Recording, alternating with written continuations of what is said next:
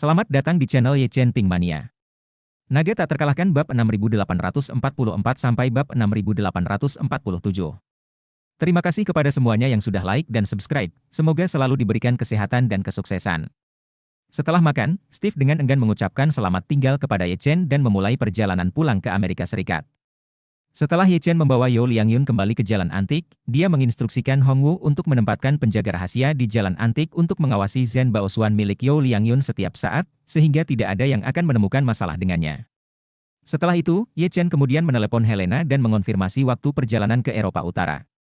Melalui telepon, Helena memberitahu Ye Chen bahwa menurut perkiraan tim AI, seluruh rangkaian model akan diuji secara resmi besok pagi, dan karena seluruh rangkaian model disalin dari model Silicon Valley mereka, uji coba yang berjalan tidak akan ditunda terlalu lama, dan dalam waktu sekitar 2 hari, mereka akan dapat menyelesaikan semua detailnya, dan dapat dikirimkan secara resmi 3 hari kemudian. Sebagai pihak A, Helena secara pribadi akan menghadiri upacara penyerahan 3 hari kemudian, yang tidak dibuka untuk umum, dan Howard juga diam-diam akan pergi ke lokasi tersebut untuk berpartisipasi sebagai perwakilan Partai B pada saat itu. Helena tahu bahwa Ye Chen pasti akan melakukan perjalanan ke Eropa Utara secara langsung, jadi setelah melaporkan jadwal waktu spesifiknya, dia mau tidak mau bertanya kepada Ye Chen melalui telepon, "Tuan Ye, apakah Anda akan menghadiri upacara pengiriman secara pribadi?" Ye Chen tertawa, "Saya tidak akan menghadiri upacara penyerahan, Anda cukup berlabuh dengan Howard, di masa depan, kedua ayah dan anak Rothschild. Kita masing-masing akan berlabuh dengan satu orang, Anda akan berlabuh dengan Howard, saya akan berlabuh dengan Steve." Setelah mengatakan itu, Ye Chen menambahkan, "Tapi ramuan Howard, saya akan membawanya terlebih dahulu, jika tidak ada pengaturan lain, tetapi Anda juga dapat bergabung dengan tim teknis penerima untuk menyaksikannya secara langsung." Helena sibuk bertanya, "Tuan Ye, kapan tim teknis dari pihak Anda akan tiba?" Ye Chen menjawab, "Saya dan seorang teman akan berangkat dari Jinling pagi-pagi sekali lusa. Teman yang bepergian bersama kami memiliki identitas khusus. Ketika memasuki negara tersebut, Anda masih perlu membantu untuk menyapa bea cukai, tim teknis akan berangkat dari Amerika Serikat, dan saya akan bertemu dengan mereka di Eropa Utara." Helena berkata dengan sedikit lompatan dalam suaranya, "Baiklah Tuan Ye, saya akan mengaturnya terlebih dahulu, dan menemui Tuan Ye di bandara terlebih dahulu." Ye Chen tertawa, "Identitasmu sensitif sekarang, jadi jangan hanya pergi ke tempat seperti bandara, cukup atur kendaraan internal keluarga kerajaan untuk menjemput kami dari bandara." Helena berkata dengan hormat, "Baiklah Tuan Ye, semuanya sesuai perintah Anda." Lin Wan-er mendapat bantuan dari putra angkatnya San Sidong, meninggalkan negara itu dimungkinkan tanpa meninggalkan catatan apapun, untuk mengatakan bahwa Ye Chen belum benar-benar memiliki kemampuan ini sebelumnya, tetapi sekarang dia juga dianggap telah mengikuti jejak Lin Wan-er. Helena selama Departemen Bea dan Cukai Nordik kembali mengecualikan 2 jalur masuk normal, maka keduanya kali ini ke Eropa Utara, tidak akan meninggalkan catatan resmi apapun. Selain tidak meninggalkan catatan masuk dan keluar, kali ini Ye Chen juga berencana untuk tinggal di Eropa Utara selama beberapa hari lagi, karena setelah model AI diaktifkan, ia akan mulai menganalisis lokasi Broken Clearance Society dari bisnis di seluruh dunia, dan jika hasilnya bisa keluar dengan cepat, kemungkinan besar dia akan mengikuti petunjuk yang dianalisis oleh AI secara langsung, dan kemungkinan besar dia tidak akan bisa kembali dalam waktu singkat. Oleh karena itu, untuk keluarganya di sana, Ye Chen di satu sisi tidak ingin mereka tahu bahwa dia akan meninggalkan negara itu kali ini, dan di sisi lain, dia juga ingin memberi mereka tindakan pencegahan, bahwa dia akan pergi kali ini, dan mungkin memerlukan waktu yang cukup lama.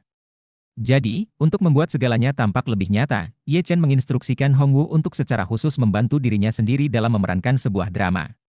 Di malam hari, keluarga Ye Chen baru saja makan malam, mereka semua duduk di sofa di ruang tamu untuk menonton TV. Xiao Changkun sejak kembali bekerja di Asosiasi Lukisan dan Kaligrafi, keadaan pikiran seluruh orang memulihkan banyak energi. Senyumannya pun berangsur-angsur kembali, meski kehilangan kursi wakil presiden eksekutif, namun bisa kembali lagi, karena Xiao Changkun dianggap sebagai hasil yang sangat memuaskan. Saat ini Xiao Changkun sedang membuat teh, TV sedang memutar program berita, pembawa acara pria tepat setelah menyiarkan berita, di samping pembawa acara wanita akan membuka mulut untuk mengatakan, "Pagi ini, para pemimpin kota mengatur departemen terkait untuk mengadakan pertemuan khusus, dan secara aktif untuk mobil berumbai panjang di pabrik super kota itu mendarat untuk melaksanakan implementasi berbagai dukungan, listrik, pasokan air, pasokan gas, transportasi dan departemen lain yang bertanggung jawab atas pabrik super Tasel motor setelah selesai dan dioperasikan dalam waktu 1 tahun untuk menetapkan perintah militer." Xiao Changkun mengerutkan kening saat mendengarkan, dan bergumam tidak puas di mulutnya, "Dan apakah itu mobil berumbai panjang? Bagaimana laporan lama tidak pernah berakhir?" Alan di samping dengan santai berkata, "Bukankah mereka mengatakannya di TV? Ini adalah investasi tunggal terbesar sejak berdirinya Jinling." Suatu hal yang besar, beritanya harus diberitakan untuk jangka waktu tertentu. Ketika Xiao Changkun mendengar perkataan M. Alan, hatinya semakin sedih, dan dia berkata dengan suara tertekan, saya benar-benar tidak dapat memahaminya, apakah dua keluarga di balik mobil Changba ini buta? Tidak baik mencari CEO, tapi mencari Huan Jiang. Dia adalah profesor yang rusak, bisakah dia menangani kekacauan sebesar ini dengan baik? M. Alan kembali sadar dan dengan cepat bertanya kepadanya, ini Huan Jiang, adalah suami Han Mei Cheng, kan? Benar. Xiao Changkun semakin kesal dan jengkel berkata, kami juga tidak tahu bagaimana pemikiran orang kaya ini, tapi kedua keluarganya juga diundang ke perusahaan, orang-orang untuk menghindari kepentingan perusahaan besar di dalam kepentingan keterlibatan, bahkan tidak diperbolehkan berbicara tentang cinta. Entah apa yang dipikirkan pria kaya ini, tapi dia malah mengundang istri dan putranya ke perusahaan. Bagaimana mereka masih bisa membiarkan keduanya bekerja di perusahaan yang sama? Saya pikir mereka sangat tidak profesional, ini pasti tidak akan berhasil.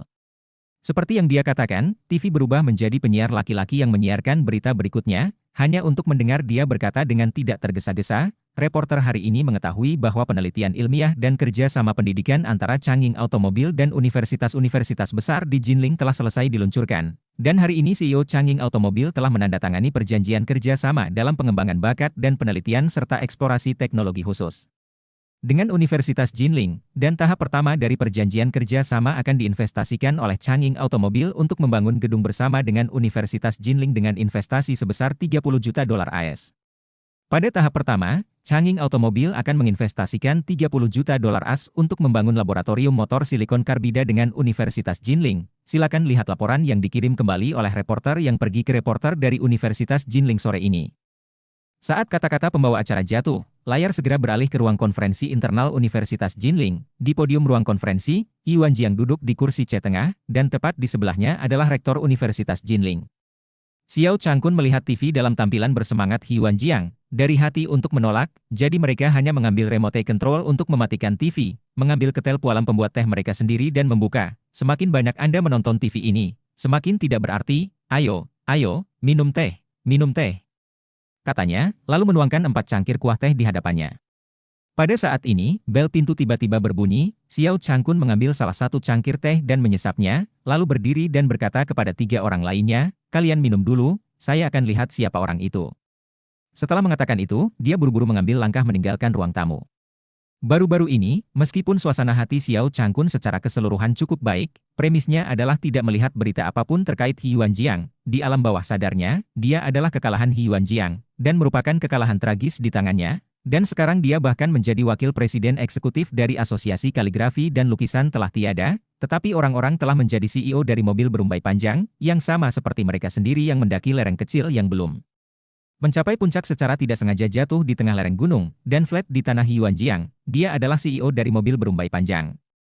Dan Huan Jiang seperti petir di tanah, langsung berdiri di puncak gunung Everest, celahnya, hanyalah perbedaan antara lumpur. Xiao Changkun yang tertekan datang ke gerbang, mulutnya tidak bisa menahan untuk tidak mengutuk, hari-hari anjing, dan kamu akan lama mobil rumbai dilempar ke bangkrutan, lihat bagaimana aku menertawakanmu. Saya akan membeli 100 petasan untuk diletakkan di depan Chantan Auto. Mengatakan itu, dia datang ke gerbang, melirik ke monitor, terkejut menemukan bahwa yang berdiri di depan rumahnya sebenarnya adalah Hongwu. Tersanjung, dia buru-buru membuka pintu, berjalan ke halaman luar, tidak sabar untuk membuka gerbang besi, melihat ke pintu Hongwu, sambil menjilat berkata, ayah Tuan Hong, angin apa yang membuatmu datang? Kamu ingin untuk datanglah ke rumah, bagaimana tidak menelponku terlebih dahulu aku juga bisa berada di rumah untuk mempersiapkan persiapannya. Jangan lambat padamu, Hongwu tersenyum dan bertanya dengan hati-hati, Tuan Xiao. Apakah Tuan Ye ada di rumah? Aku sedang mencari dia untuk sesuatu. Di rumah. Xiao Changkun tersenyum dan berkata, keluarga kami baru saja selesai makan malam, Ye Chen sedang minum teh saat ini. Setelah mengatakan itu, dia mengundang Hongwu masuk. Ketika Hongwu memasuki rumah, Xiao Changkun dengan cepat berjalan 2 langkah di depannya, dengan penuh semangat berkata kepada keluarganya, Tuan kelima ada di sini, cepat selamat datang. Ye Chen secara alami mengetahui maksud kedatangan Hongwu yang diatur olehnya sendiri, tetapi Xiao Churan dan M. Alan sama-sama sedikit terkejut, tidak mengetahui apa yang dilakukan Hongwu di rumahnya. Namun, M. Alan mengetahui emas Hongwu di Jinling, jadi dia buru-buru berdiri dan tersenyum lebar, UPS, itu Tuan 5. Cepat, silakan duduk. Hongwu mengangguk padanya dan dengan sopan berkata, selamat siang, Nyonya M.A. Setelah mengatakan itu, dia melihat ke arah Ye Chen dan Xiao Churan dan berkata dengan sopan, selamat siang Tuan Ye, selamat siang Nyonya Ye. Xiao Churan tersenyum dan menganggukkan kepalanya untuk memberi salam, sementara Ye Chen bertanya kepadanya dengan pura-pura penasaran, Tuan Hong telah datang ke pintu dan aku ingin tahu ada apa?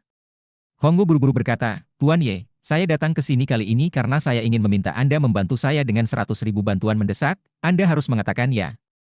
Ketika Xiao Changkun mendengar ini, dia tahu bahwa Hongwu memiliki permintaan untuk Ye Chen, mengingat dia dapat kembali ke asosiasi lukisan dan kaligrafi kali ini, semua berkat Ye Chen yang menemukan Hongwu untuk membantu, dan di masa depan, dia juga harus bergantung pada Hongwu untuk berlindung. Jadi dia buru-buru berkata kepada Ye Chen, menantu yang baik, Tuan Lima biasanya banyak membantu keluarga kami, kamu tidak boleh menolak Tuan Lima kali ini ah. Ye Chen kemudian berkata, itu juga mengharuskan Tuan Hong untuk mengatakan apa yang pertama kali terjadi, dan apakah itu sesuai dengan kemampuan saya.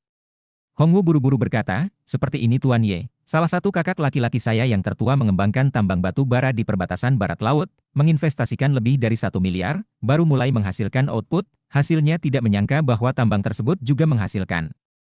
Entah bagaimana caranya, 3 hari 2 kali sehari keluar dari masalah tersebut, hari ini permeabilitas air jalan raya, besoknya Headuainya ambruk, bahkan ada kecelakaan kebocoran gas, untung ditemukan tepat waktu, jika tidak, konsekuensinya tidak akan terbayangkan.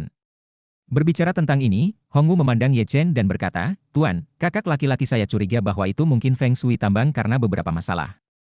Hubungannya sangat penting, jadi saya meminta saya untuk bertanya kepada ahli Feng Shui untuk melihatnya, saya rasa saya tahu paling banyak tentang Feng Shui di sekitar Anda, jadi saya bergegas mencari Anda untuk membantu. Ketika Xiao Churan mendengar ini, dia tanpa sadar berkata, itu terlalu berbahaya, bukan, ada kecelakaan sepanjang hari, suamiku, jangan terlibat dalam kekacauan ini, itu terlalu berbahaya. Ye Chen buru-buru berkata, tidak masalah, istriku, kamu tidak perlu khawatir jika aku memberikan pembacaan Feng Shui pada tambang itu gambaran besarnya yang aku lihat, aku tidak perlu pergi ke bawah tambang. Hongwu juga menimpali, ya, Nyonya Ye, tambang milik kakakku di tengah pegunungan, menurutku mungkin saja Feng Shui hebat dalam menemukan naga dan menunjukkan poin-poinnya tidak berjalan dengan baik, ayo lihat apakah Tuan Ye bisa istirahat. Ye Chen mendecakkan bibirnya dan berkata, jika benar bahwa Feng Shui besar tidak melakukannya dengan benar, kenaikan ini bisa merepotkan, ini pekerjaan besar ah. Hongwu segera berkata, jangan khawatir, Tuan Ye, kakakku berkata, jika kamu melakukan pekerjaan ini dengan baik, aku akan memberimu 10 juta. Alan di samping berkata begitu saja, berikan, berapa? Hongwu mengulangi, berikan 10 juta. Setelah mengatakan itu, Hongwu menambahkan, tetapi uang ini tidak mudah didapat, bahwa kondisi daerah pegunungan barat laut sangat keras, kadang-kadang bahkan tidak ada sinyal, perjalanan ini mungkin memakan waktu setidaknya 10 hari setengah bulan, itu sangat sulit. Alan tanpa sadar berkata, beri 10 juta apalagi pergi ke daerah pegunungan barat laut untuk tinggal selama 10 hari setengah bulan, pergi ke suku primitif di Afrika untuk tinggal selama 10 hari setengah bulan juga sepadan. Bersambung.